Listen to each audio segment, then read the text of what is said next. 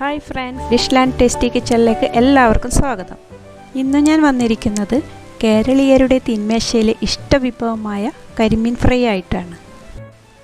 ഇനി നമുക്ക് റെസിപ്പിയിലേക്ക് കിടക്കാം. ഇതിനു വേണ്ടി 3/4 കിലോ മീഡിയം സൈസ് കരിമീനാണ് വേണ്ടത്. ഇത് തൊലി ചെത്തി കഴുകി വൃത്തിയാക്കി മസാല തേക്കുന്നതിന് വേണ്ടി വരഞ്ഞെടുത്തിട്ടുണ്ട്. മസാല ഉണ്ടാക്കുന്നതിനാവശ്യമായ സാധനങ്ങൾ എന്തൊക്കെയാണെന്ന് നോക്കാം.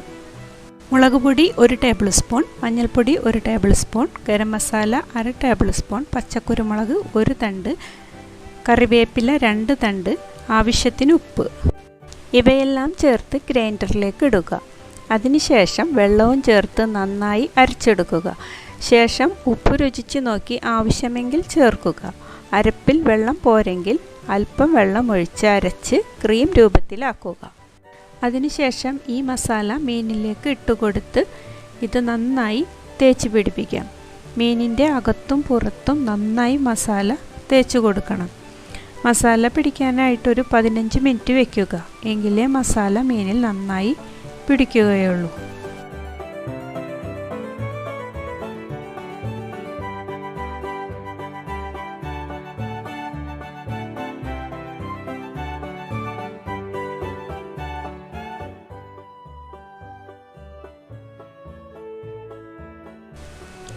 ഇപ്പോൾ 15 മിനിറ്റ് ആയിട്ടുണ്ട്.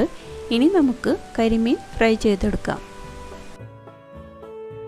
അതിനുവേണ്ടി ഫ്രൈ പാൻ ചൂടാകാൻ വെച്ചിട്ടുണ്ട്. ചൂടായ പാനിലേക്ക് എണ്ണ ഒഴിച്ചു കൊടുക്കാം. എണ്ണ ചൂടായാൽ അതിലേക്ക് പതിയെ മീനുകൾ ഓരോന്നായി വെച്ച് കൊടുക്കാം.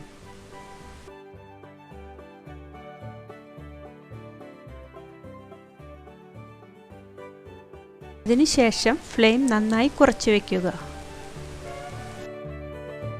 ഇനി 3-4 മിനിറ്റിനു ശേഷം മറിച്ചിട്ട് കൊടുക്കാം.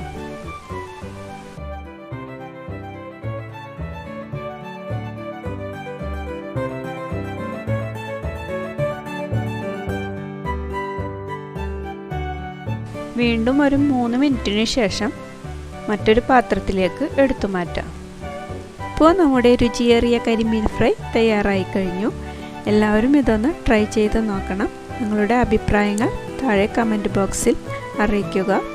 വീഡിയോ ഇഷ്ടപ്പെട്ടെങ്കിൽ ലൈക്ക് ചെയ്യുക, സബ്സ്ക്രൈബ് ചെയ്യുക, തൊട്ടടുത്ത ബെല്ലൈക്കൺ കൂടി ഒന്ന് ക്ലിക്ക് ചെയ്യുക.